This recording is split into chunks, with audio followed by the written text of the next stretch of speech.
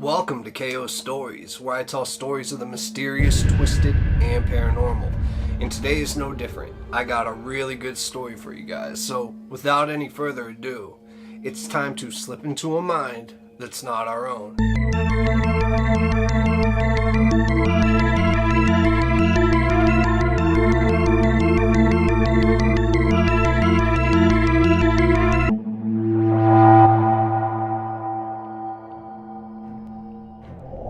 What's going on, everybody? Welcome to Hell Week. I'm so pumped to kick this off, and I hope that y'all are excited as well. Now, before we get into the first story, I just want to thank you for being here, and if you're new to the channel, please consider subscribing and turning on your notifications. Hit all, that way you know the next time I drop a story. Also, for those who like shorter videos, please follow me on Instagram. It'll be in the link in the description.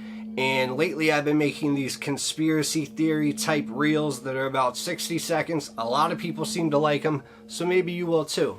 But either way, as of now, Hell Week begins. Now, if you've seen the movie Halloween with Michael Myers, you might wonder if that movie is real, or at least if it's based on true events, or if it's totally fake. Now, for the longest time, a lot of people thought it was just a Hollywood story. Now, that is until we realized that the movie took inspirations from a certain person in the 1920s.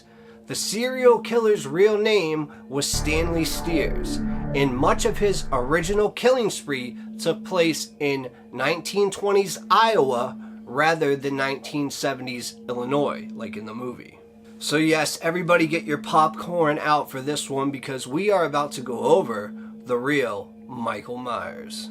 Now, as a child, Stanley Stiers was abused by his parents, who were usually both intoxicated on alcohol. And some claim this is because they found out he was not their biological child. You see, it's sinister. Their real child was taken home by another couple, and all three died in a car crash on the way home from the hospital. And it was found out later that a malevolent nurse would switch babies around in the nursery just for kicks. That nurse was in jail for a bit of time, but once she got out, she was later killed. Now, Stan's abusive adopted parents had another baby, and it was a girl named Susie, who they treated the exact opposite of Stan. I mean, they treated her as if she was a princess, and she later became even abusive towards Stanley as well.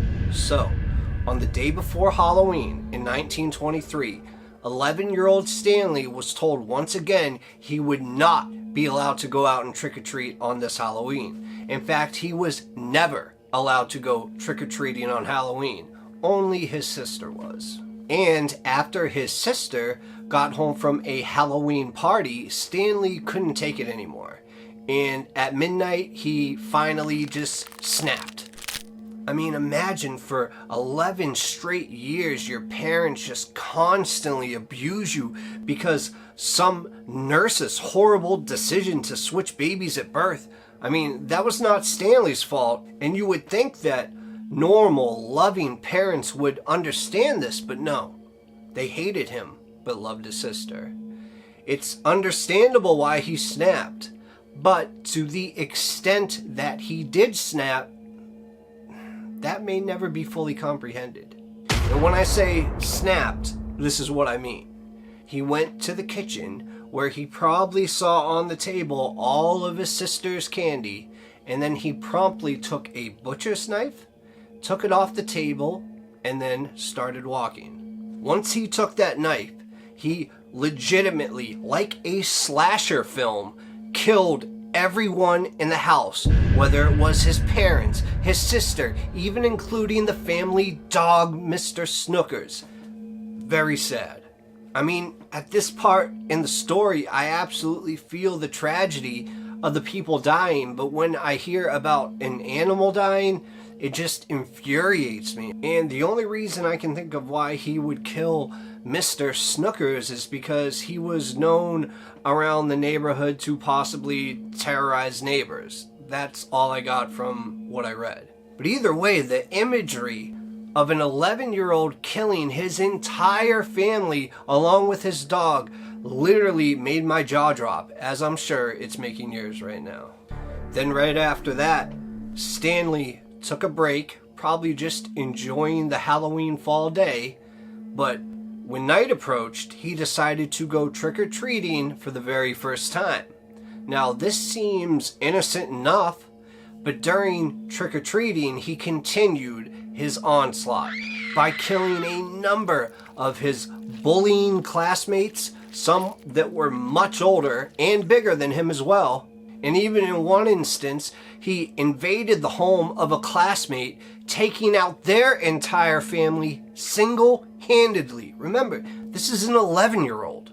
And the ones who did survive say that he had superhuman strength as he tossed full-grown men around like rag dolls before impaling them with his big butcher's knife. Now, this is a true story, and as you can probably tell, it inspired the movie Halloween. Nobody knows if Stan truly possessed evil demonic powers beyond any human, but for an 11-year-old to create all this carnage, it might seem so.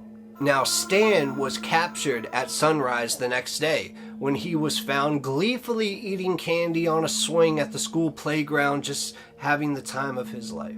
So federal agents, they swooped in real quick and they took him to a secret mental institution for further study while suppressing all records of the Halloween night events. The government wanted to figure out what could cause a kid to commit such heinous acts.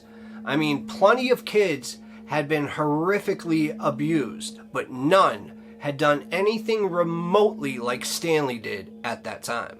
Now, for 13 years, they looked into what made him tick, what truly made him a monster, and demonic possession was actually immediately ruled out. After being a paranormal lab rat, there was no evidence of the supernatural. Then, on Halloween night, 1936, at the age of 24, he snapped again when some orderlies decided to harass him. And he repaid their annoying antics by snapping their necks. Now at 6'4", weighing in at 260 pounds, his supernatural strength made a little more sense. However, now his strength was even more phenomenal, and culminating in the fact that when he was trying to escape, he got down to the parking lot when multiple agents opened fire on him and hit him with multiple bullets. And at that point, Stan lifted a car over his head to get to the agents, and then he killed them as well. I know this seems like total fiction. Guys, it's not. This was a real story. Why it was buried so deep, I don't know. I'm just glad I was able to get this out to you, so keep listening.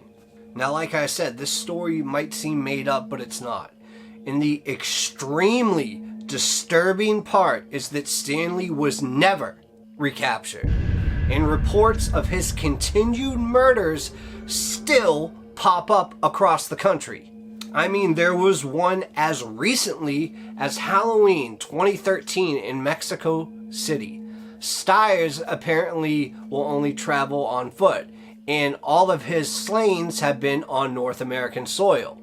Clearly, at age 102, he should not be able to be such a hellish killing machine.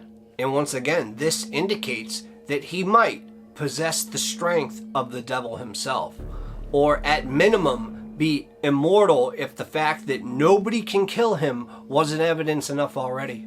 Oh, and remember how I said the nurse that switched him out at birth for another baby was put in jail and then killed? Well, she was actually released from jail and then killed by Stanley. Now, government agents of the U.S. Paranormal Defense Agency have been pursuing him since their inception in the late 70s. They consider him number 9 on their 10 most wanted list of all time. Amongst the other names are some like Halloween Queen Shala, Sorcerer Dimitri Diablo, And then one other one that's number 1, but I can't tell you that because we actually got a story of that coming soon. And the government also said that Stanley is not any type of supernatural being that they could identify. Now, some believe that his mind descended so far into the depths of dark, deranged despair that his subconscious cut his mind off from his higher dimensional soul. I know, guys, we're getting really deep right now.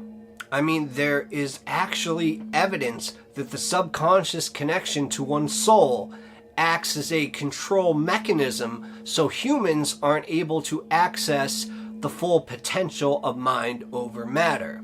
Now, mind over matter comes from our sentient minds interacting with the pure thought matrix of our reality.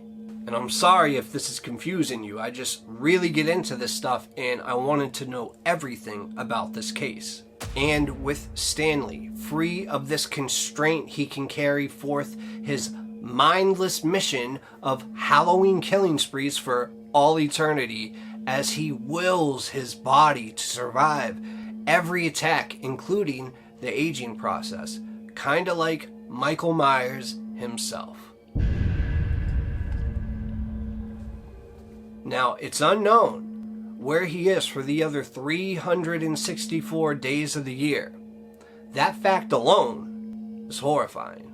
Now, it has also been suggested that he might believe he only has super serial killing powers on Halloween, and therefore doesn't attempt anything on any other days. He may very well just lie in bed or lay dormant for most of the year. Or he could be the guy you see tomorrow morning when you wake up.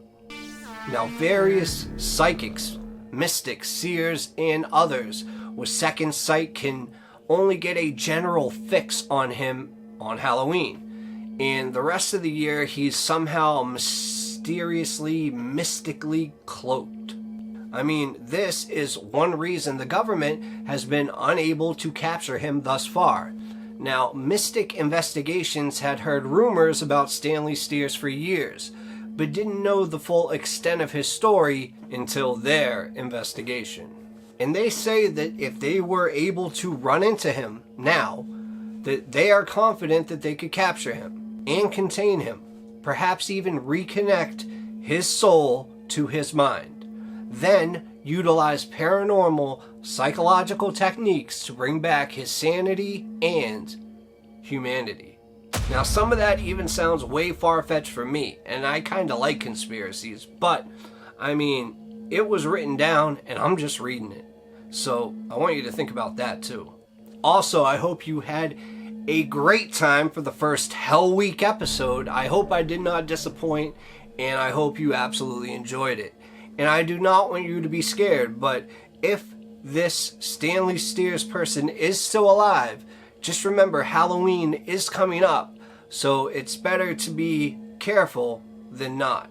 Anyway, if you're not tired of stories and you want to see another one right now, click here, here, or here, and have a very blessed day. And welcome to KO Stories, where I tell stories about true crime, missing people, and the paranormal. As of now, it's time to slip into a mind that's not our own.